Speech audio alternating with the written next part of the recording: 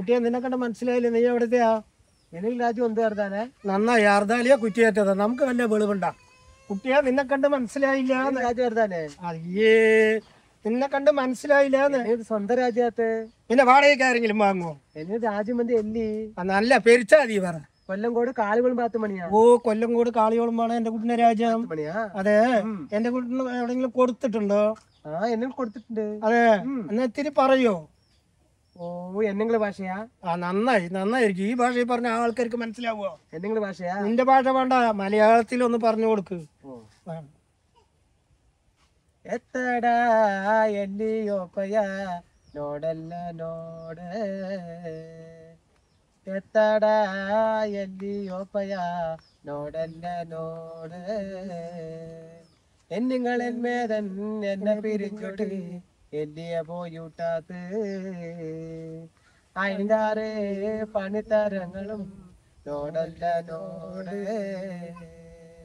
എത്തടാ എല്ലിയോപ്പയ നോടല്ല നോട്,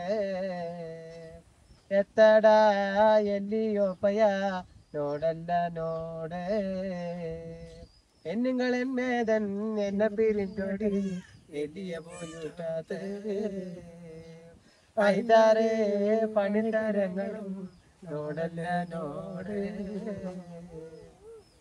ഇതാണ് പൊറാട്ട് നാടകത്തിലെ കവർച്ചി പൊറാട്ട് പറയും.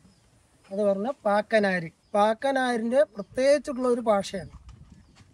എന്നങ്ങള അത് പറഞ്ഞ എന്നങ്ങളമേതി എന്നെ പിരിഞ്ഞിട്ട് എല്ലിയെ പോയിട്ടത്. എന്റെ കെട്ടിയവള് എന്നെ പിരിഞ്ഞിട്ട് എവിടെ പോയി? അങ്ങനെ അതിലെ ഓരോ അർത്ഥങ്ങളാണ്.